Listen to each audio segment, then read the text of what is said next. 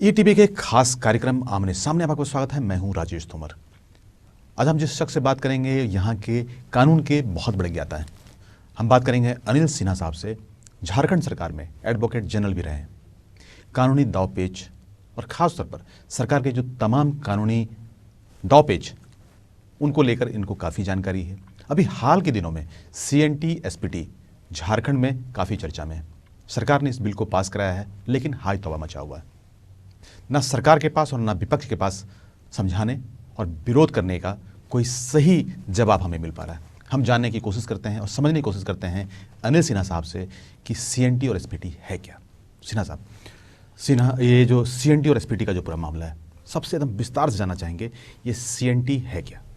देखिए, CNT act जो है छोटा मोटा टेनेंसी एक्ट 1908 में बना था, अंग्रेजों के समय में बना था। प्रोविंशियल एक्ट ये जी। कोई अंग्रेज हॉफमैन थे, हाँ, जो यहाँ पर पहुंचे थे। उसके पीछे मंशा देखिए लैंडलॉर्ड टेनेंट पर है। इसका ऑब्जेक्ट देखिएगा, ऊपर में प्रियम्बल में लिखा है इस्टेब्लिश करने के लिए लैंडलॉर्ड टेनेंट का रिलेशन। कोई आदिवासी नॉन आदिवासी वाली बात उसमें नहीं है जी।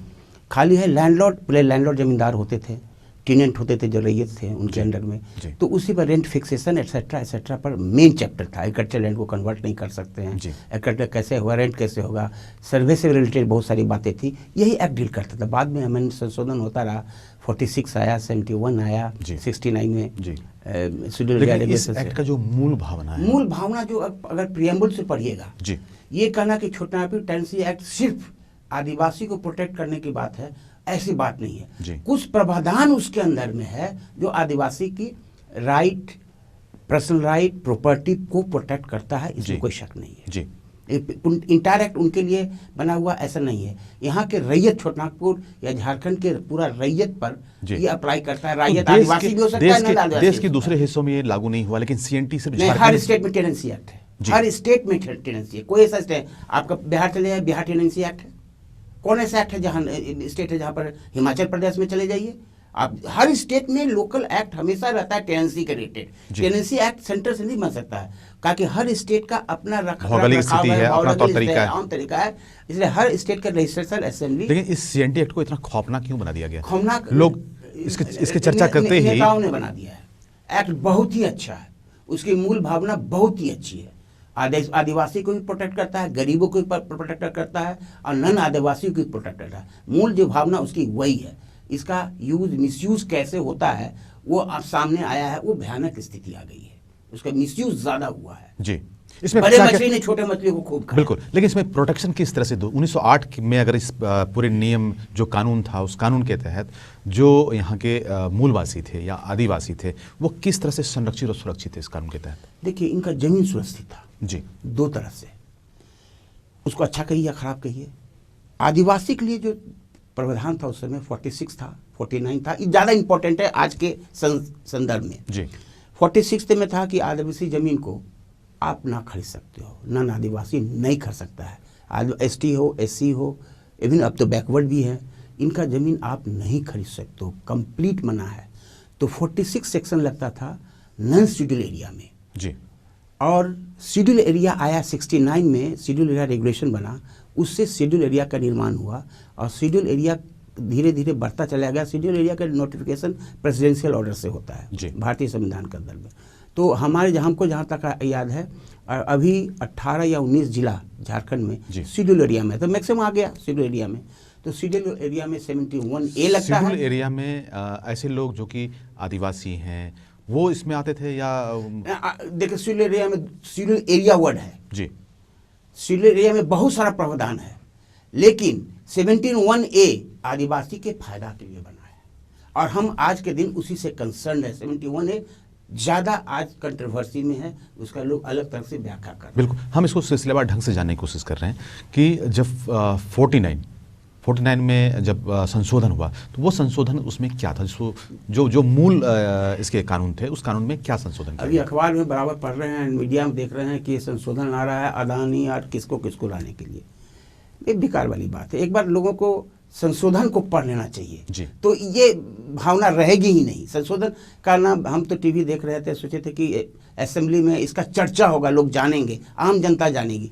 लेकिन असेंबली में चर्चा नहीं हो नहीं पाई, इसलिए आम जनता नहीं जान सके। बिल्कुल, क्योंकि इसमें कहीं ना कहीं लोगों का अपना राजनीति लाभ है। इसमें एक सवाल जो सामने खड़ा हुआ था कि चूंकि सरकार अपना मनसा, सरकार अगर वाकई में आदिवासियों का भलाई चाहती थी तो सरकार को कम से कम एक बार ये डायलॉग करना चाहिए, बताने की कोशिश होनी चाहिए कि भाई इस कानून के तहत सरकार क्या कुछ करने जा रही है। विपक्ष जो राजनीति कर रही है कि इससे बहुत बड़ा नुकसान होगा, लेकिन नुकसान क्या होगा ये नुकसान बताने में अभी कोई सामने नहीं आना। मैं आपसे पूरा सहमत जी। तो हम ये जानने की कोशिश कर रहे हैं सिन्हा साहब कि 49 में जो अमेंडमेंट किए गए थे उसमें कितना कानून को फ्लेक्सिबल किया गया था? 49 में क्या था, 49 में जो ओरिजिनल था संशोधन के पहले, कोई भी आदमी, हम आप जनरल आदमी, कोई भी इंडस्ट्री के लिए आदिवासी जमीन भी डीसी के परमिशन से ले सकते थे और मार्केट वैल्यू से डीसी उसका पैसा फिक्स करता, उनको मिलता। ये शुरू से था। इसलिए अगर बड़े बड़े इंडस्ट्रीज को आदिवासी लैंड लेना है लैंड एक्विजिशन के अलावा, तो 49 में वो ले सकते थे और बना सकते थे। यही कानून जब बना सकते थे तो अब सरकार को ऐसी क्या जरूरत पड़ी थी कि इस कानून में संशोधन की उनको आवश्यकता हुई? हम जाने के लिए वक्त है छोटे से ब्रेक का।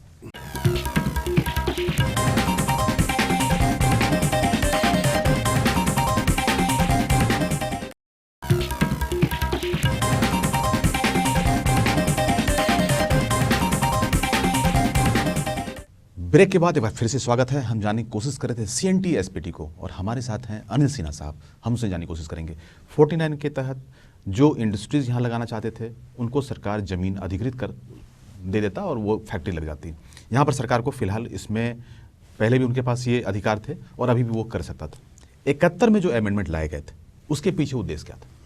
71 में 71A की बात कर रहे हैं आप। 71 का दूसरा पर्पस है और 49 का दोनों दूसरा पर्पस, दोनों दो चीज है, ऑब्जेक्ट भी है पर सब कुछ अलग है। तो पहले 49 में बता दूं, 49 में है कि आदिवासी जमीन कोई इंडस्ट्री पर्पस के लिए सेल परचेज हो सकता है डीसी के परमिशन से, जो शुरू से चला रहा है, उसमें कोई दिक्कत नहीं है। अब है इंडस्ट्री के लिए सिर्फ है। अब इंडस्ट्री का डिफिनेशन में जो आता है, इंडस्ट्री डिपार्टमेंट नोटिफाई किए हुए कौन कौन चीज़ इंडस्ट्री में आता है, हॉस्पिटल है, नर्सिंग होम है और इंडस्ट्री फैक्ट्री एक्सेट्रा है।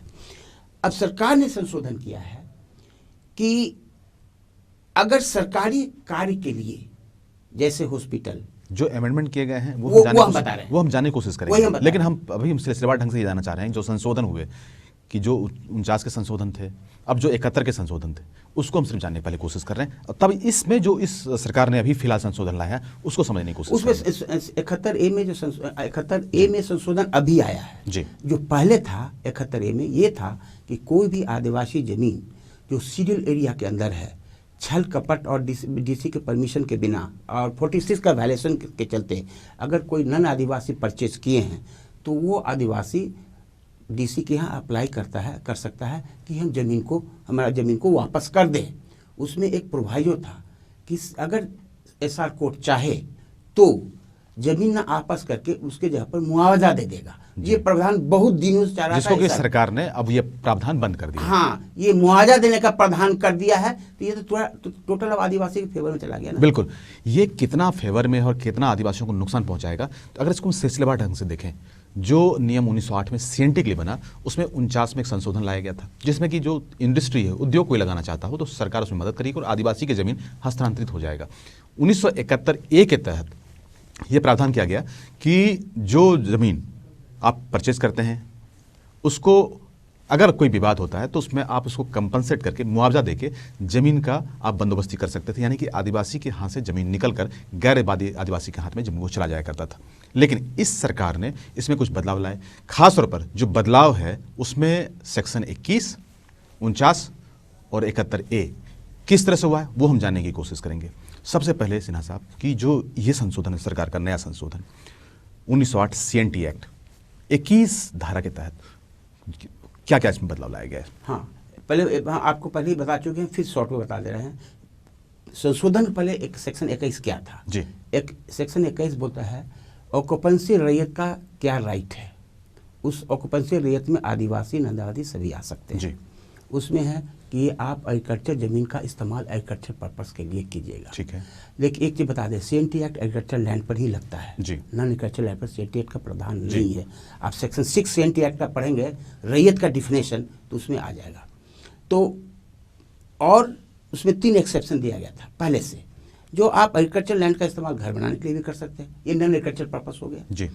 तालाब, कुआं इत्यादि का आप कर सकते हैं। ये 3 था पहले से ही, जिसमें किसी को ऑब्जेक्शन नहीं था, किसी शुरू से आ रहा जी। अब संशोधन करके कहा गया वही ऑक्यूपेंट रैयत, माने जो मालिक है रैयत, वो इसका इस्तेमाल लघु उद्योग में भी कर यानी कि गैर कृषि कार्यों के लिए कर सकते हैं जी।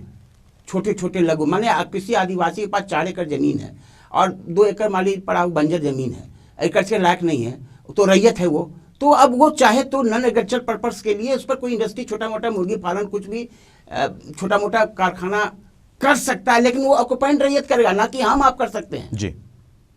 तो इसमें क्या है भाई ऑब्जेक्शन लोगों को? इसमें आदिवासी जो यहाँ के हैं, जिनको कि थोड़ा मन में ये भय उस कानून को लेकर कि सरकार संशोधन में उनको बेदखल कर देगा, ऐसा नहीं है। सेक्शन 21 में इसके जो परिभाषा, उसमें थोड़ा सा परिभाषा में बदलाव लाया गया।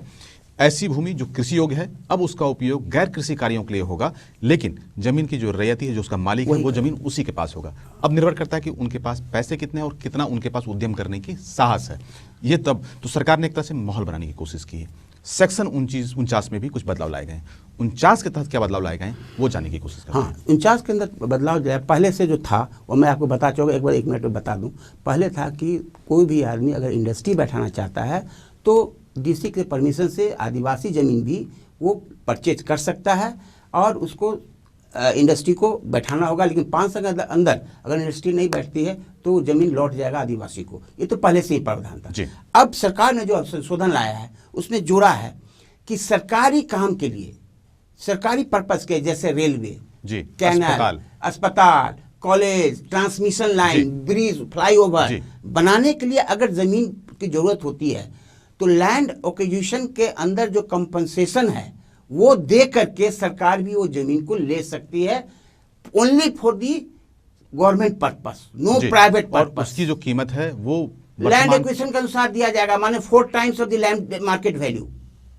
तो इसमें कहा, अब क्या था, सरकार तो ऐसे भी जमीन लैंड एक्विजिशन ले सकती थी। बिल्कुल, सरकार ऐसे भी जमीन का अधिग्रहण कर सकती थी, लेकिन इसमें 4 गुना उनको कंपनसेशन देने का प्रावधान किया गया। यानी कि जमीन मालिक से अगर जमीन जाता है और वो जमीन सरकारी उपयोग में आता है तो सरकार उनको 4 गुना कंपनसेशन देगा, सिर्फ सरकारी उपयोग के लिए। बाकी छोटे से ब्रेक के बाद हम वापस आएंगे, जानेंगे 71A उसमें क्या बदलाव लाए गए।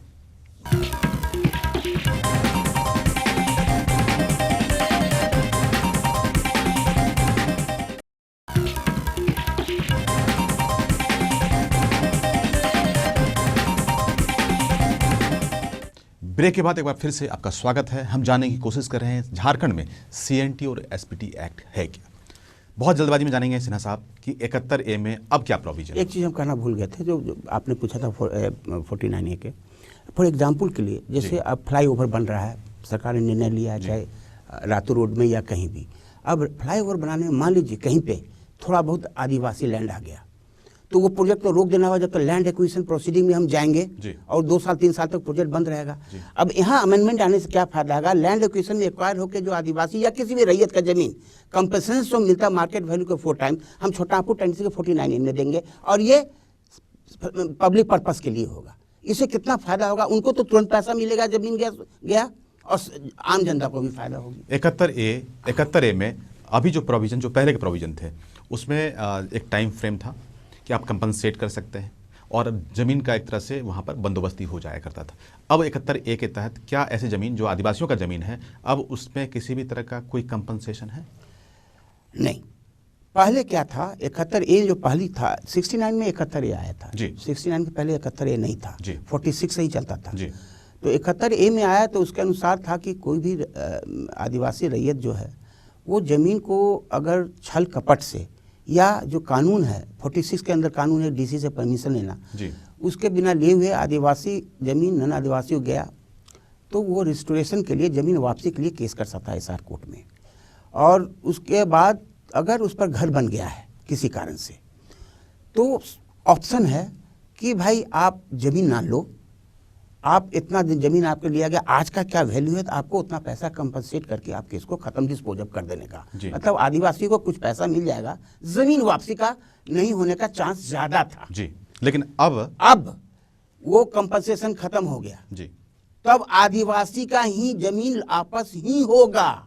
अब कंपनसेट करके आप आदिवासी को 100, 2000, 2000, 10,000, 1 लाख पहुंचा के कहते चलता बनो, लेकिन वो नहीं होगा। लेकिन वो 30 बरस के अंदर होगा, 30 साल का। हाँ, एक अगर परिवार की तरफ से हाँ, कोई हाँ, चैलेंज हाँ, होता है उस जमीन हाँ, को लेकर, वो तो 30 30 वर्ष के अंदर वो सल्टाया जा सकता है। हाँ। अगर 30 साल बीत जाए तो फिर आपको क्लेम आदिवासियों को कुछ नहीं मिलेगा। बिल्कुल, वो तो पहले भी कानून था।